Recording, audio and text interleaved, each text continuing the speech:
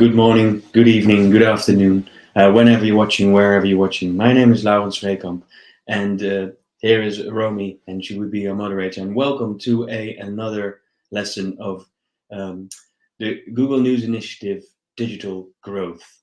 Today we're going to talk about data and ads, and the objective of this training is to take an in-depth look at the methods that newspapers are using to successfully become online publishers. Every lesson covers a different element any news business must take notice of, from things to be done before launch to shaping the value proposition, pricing, acquisition, and churn. So this will be all about advertising revenue. And each lesson we break down into three sections, three key topics. It's so what, focus, and then what now. Well, the aim is to give you a clear, actual instructions to help you and your news publication become a commercial success online.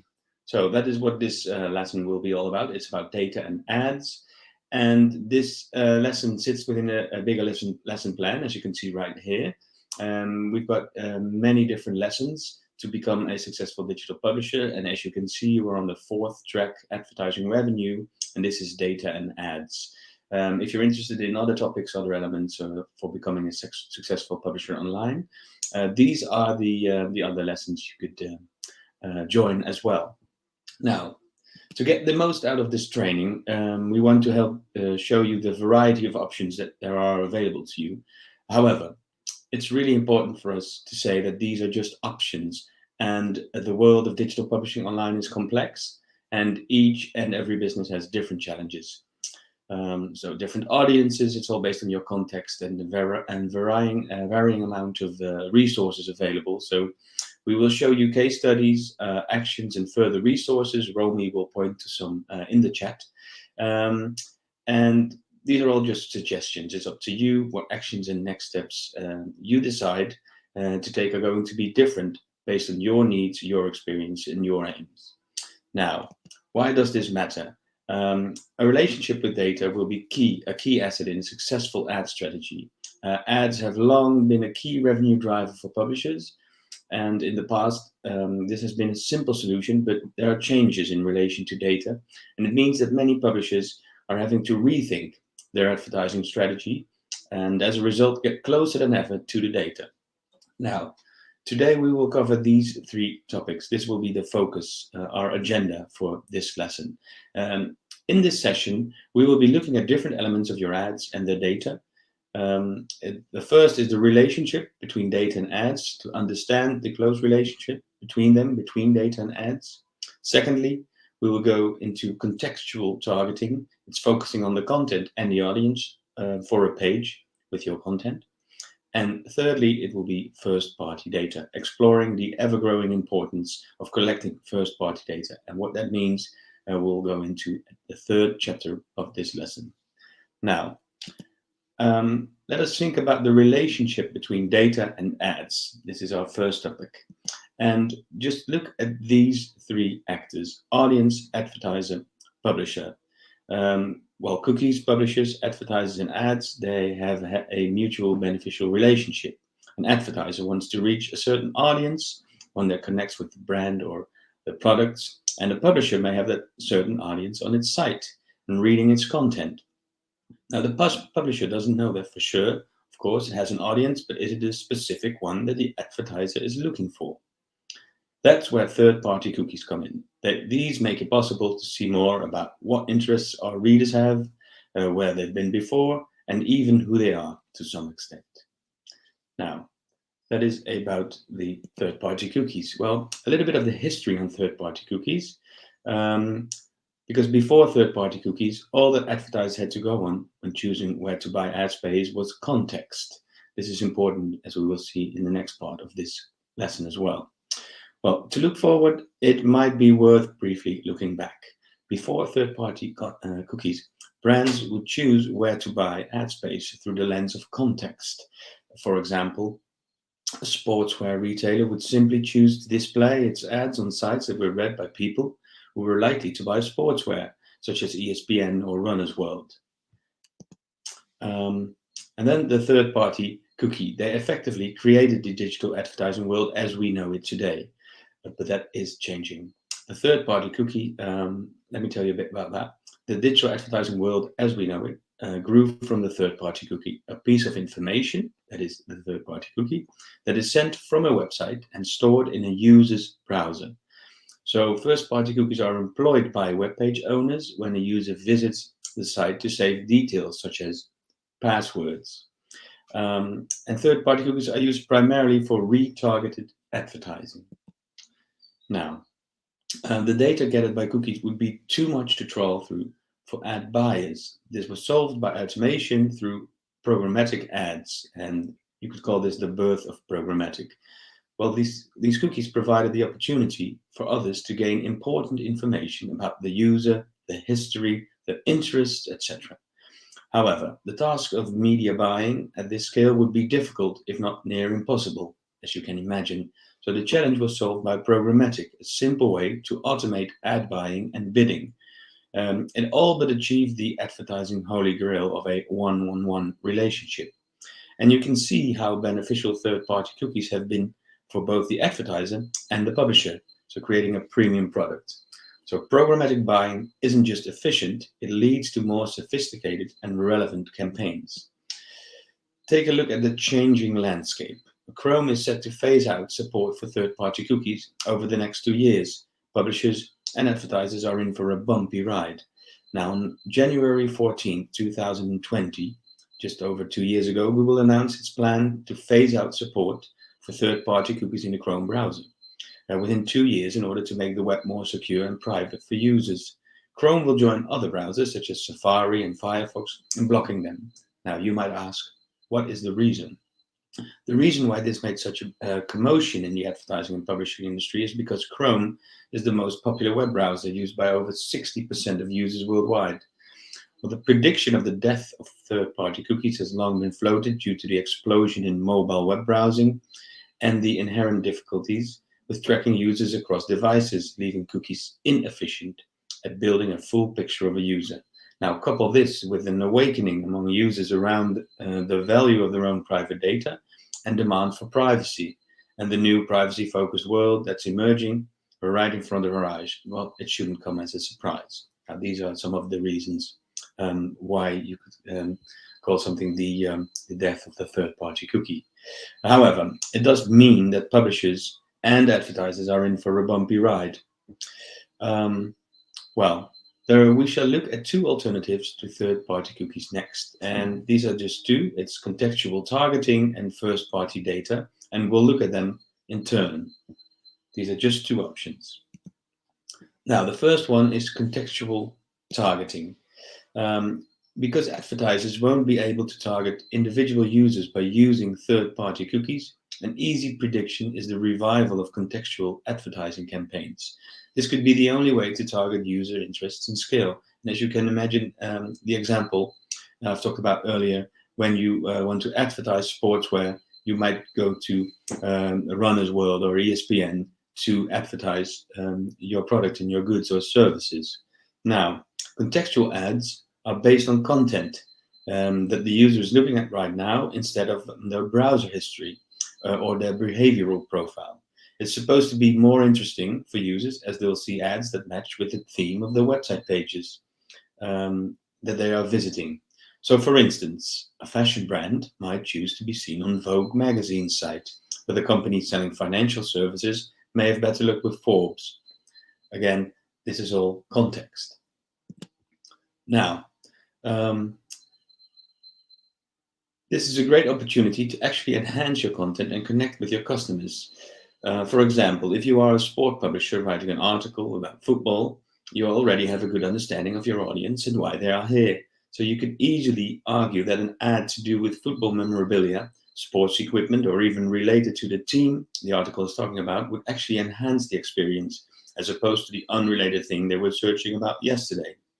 Now, you can see the appeal for advertisers in wanting to feature in such curated content and ad experience. Obviously, there are some metrics that matter when you're thinking about contextual targeting. Engagement metrics help publishers understand how much value readers are finding in their content. Each reader's time is valuable, and engagement is how publishers measure the value of engaging their readers. Now, which specific engagement metrics are deemed essential will vary from publication to publication. So you have to think about which ones are important for you and your advertisers. However, the most common engagement metrics for publishers to measure include comments, social shares, recirculation, which has been discussed in another lesson as well, time on page, watch time, and pages per session.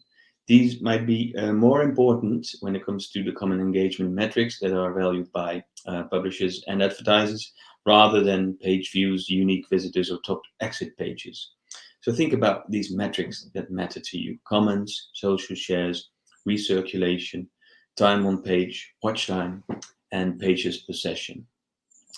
Now, as we can understand, these are metrics that are important when you're talking about contextual targeting. You might have some questions. So if you do, please let us know via the chat right there, and Romy will try and see if she can answer them, or maybe pass them on to me. I'll look at them in a few minutes. So please, if you do have any questions, any comments, any things you'd like to ask, feel free to use the chat right there. So just to give you an example, I'll tell you a bit about a case study from Rappler. It's an online news website based in Manila, but it also publishes in English. And it was amongst the first news websites in the Philippines to make extensive use of online multimedia, video and audio, along with text and pictures. Well, Rappler saw an opportunity to position data as an integral part of achieving its strategic objectives. And the paper decided to grow its research and data teams in order to improve the company's understanding of their audience's news consumption habits. Well, this has seen a 20% increase in average monthly readers year over year, as well as an 8% increase in the number of articles read per site visit. So they decided to grow its research and data teams in order to improve the company's understanding of their audience's news consumption habits. And that led to these impressive numbers. And with that, we'll go into the third topic of today, which is the first-party data. Because if contextual targeting was one option for replacing third-party cookies, here's another one: first-party data. Well, for now, it looks like publishers could do a lot worse than try to obtain top-notch first-party data from the customers. It all starts with knowing your customer. So ad networks are working on solutions to replace third-party cookies, but they remain an unknown to some extent. It seems inevitable that first-party data will become even more crucial than it is now. So once the third-party cookie has gone, we will need to revert back to creating relationships with customers, listening to them, talking to them. And we will need to strategize and find a way of joining conversations rather than focusing on the number of views. So first-party data provides an opportunity to create stronger ties with customers and prospects. So think about that. First-party data provides you with an opportunity to create stronger ties with customers and prospects. Now, how to understand your reader data? By developing first-party data, it will present you with its own challenges. Let's look at what might be involved. Well, it's easy enough to say develop your own first-party data, but what is it and how might you get it? Well, first-party data is information that you collect from your customers, your site visitors, and your app users during their interactions with your products and services. So to be considered first-party data, information must be collected from your own sites, apps, physical shops, or in other situations when people have a directly interaction with your products and services. So it comes back to direct engagement with your readers. So for example, you can invite them to subscribe to an email newsletter, which is much more direct a relationship than just tracking while they browse a website. Or you could find a way of introducing a user login requirement, allowing you to track that user in a unique and highly personalized way. So these are just two examples. User login requirement, or the other more direct engaged relationship via email newsletter. Now, here are some examples of basic first-party data gleaned from your readers and ways to ask for it explicitly. Examples might include of these first-party data: the name, email, mobile number, demographics, and how to obtain it by subscribing to a newsletter, download a report, take a survey. An email address can be used as a viable alternative to cookies because, by its nature, an email address is always unique to one specific user. That email address can then be hashed or anonymized to give it a unique ID that can then be used to link together a series of first-party data, because the email address is always unique to one specific user. Now, we recommend you invest in a data management platform for collecting, storing, and sorting customer data. To get started building up customer data, you'll likely need something like a data management platform, or DMP. It's used to collect, store, and sort information, and on its own is essential software file cabinet. You can see that way with information on users. You can connect it to a demand-side platform for advertisers, or a supply-side platform, publishers, and the options to reconnect the advertiser with the reader are back. Now, if you're already working with a third-party DMP, that DMP can still create first-party segments for you and have them uploaded into Ad Manager. And if you have any questions on that, I think Romy can provide you with a link to how to connect with Ad Manager. Now, there are other future solutions as well, and that is the Privacy Sandbox. It's a Google-backed project for creating a thriving web ecosystem that is respectful of users and private by default. So Google is currently developing an open source solution to allow publishers and advertisers to build and sustain ad-supported websites prior to the phasing out of third-party cookies, and that is the Privacy Sandbox, which Google is backing. And in its current state, you won't find concrete solutions for replacing third-party cookies. Instead, it serves as a forum to collaborate and share ideas in an effort to develop open source web standards. So that's more of the future solution. Now, to give you a case study, Groupe Figaro, they use a data management platform to understand visitors and their purchase intentions. It's a French media conglomerate, Groupe Figaro.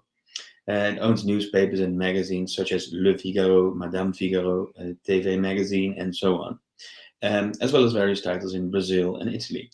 Nearly 50% of visitors use Groupe Figaro sites for purchase, whether it's luxury goods, high-tech gadgets, home improvement, but writers were still struggling to define visitors' purchase interests. Either reviewing product readers aren't interested in, or failing to review products that would generate a lot of interest. So the solution was to gather insights from the DMP, the data management platform, about visitors' purchase intentions and refine the data, to import and qualify this data in an editorial CMS, allowing journalists to create the content readers are looking for, and also to categorize content with product ID and connect to merchants, and obviously to keep its content up to date. And that was all done by means of using a data management platform, a DMP, data management platform. Now, we have a question for you. Do you have a strategy for collecting first-party data? And if you want to share, please feel free to do that in the chat, and maybe we can discuss or go into it a little bit deeper. Do you have a strategy for collecting first-party data?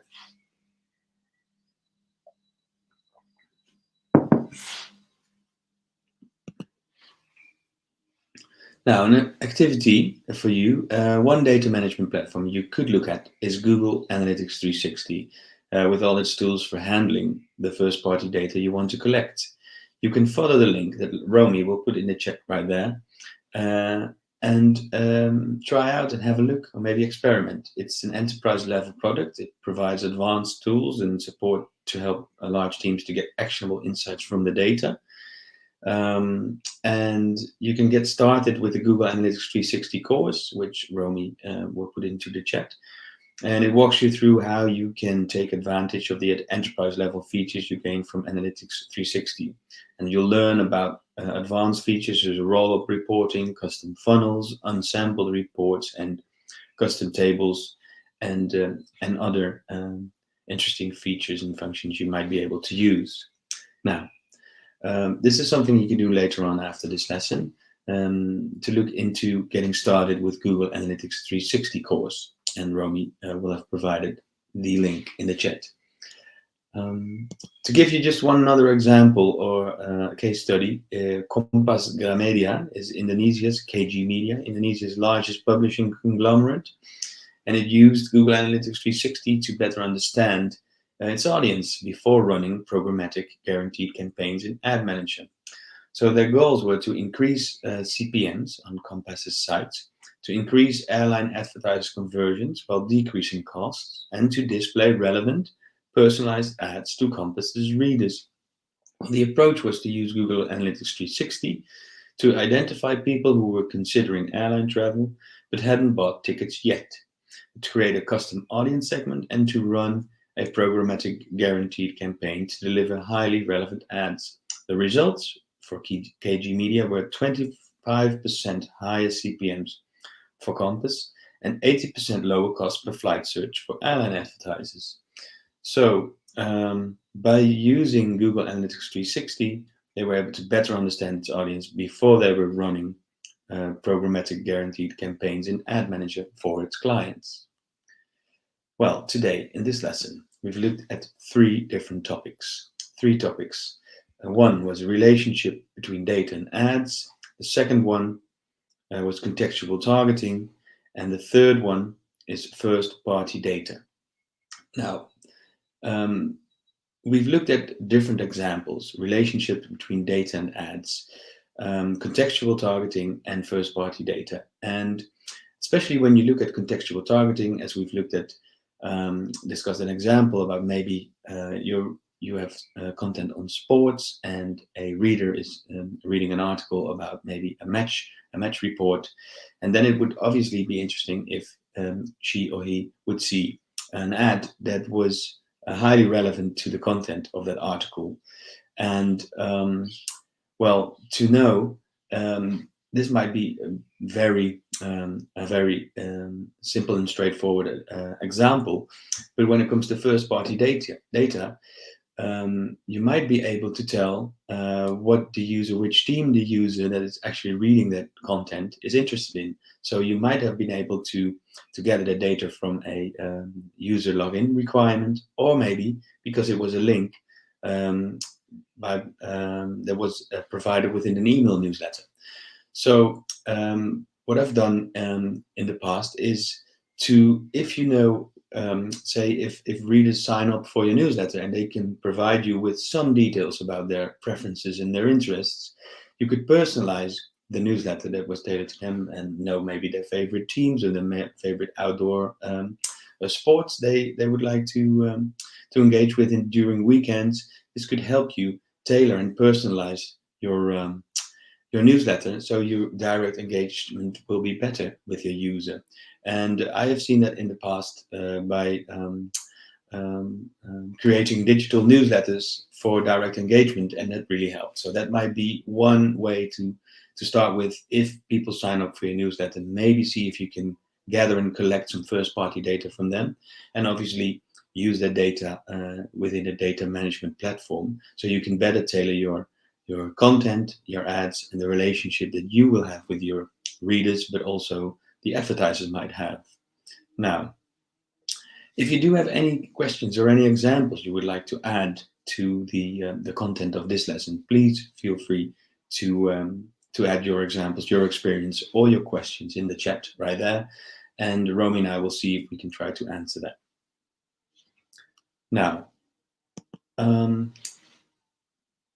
if there aren't any other questions, and I'm just looking at Romy right now, I would like to point you to the other options that you have. There are many more lessons. So this course sits within the 4th track, but as you can see within audience development, there is a lesson on creating content for digital that might help you think about new ways of creating content, and also think about direct engagement with your user to possibly obtain more first-party data from your audience. But also on the 5th track, as you can see, in reader revenue, there is a lesson on reader revenue models and alternative income streams that might help you as well. Now, with all lessons, there is obviously a round table which will commence within, I think, 95 minutes from now, if you're watching this live. And there you can ask your specific questions. These are all resources in the Google News Initiative Digital Growth Program. There are deep dive sessions, labs, and lastly, we would love to know your feedback, because with your feedback, you can help others that come after you, and this is a way how we can involve and improve our support to you. So your feedback is important to us. So tell me if you do have any other questions or experiences, or other examples that might be interesting to add to this lesson. And otherwise, I would like to say thank you, and please feel free to look at these other lessons that might be interesting for you and are available to you within business strategy, audience development, data management, advertising revenue, or reader revenue. And with that, I would like to say thank you.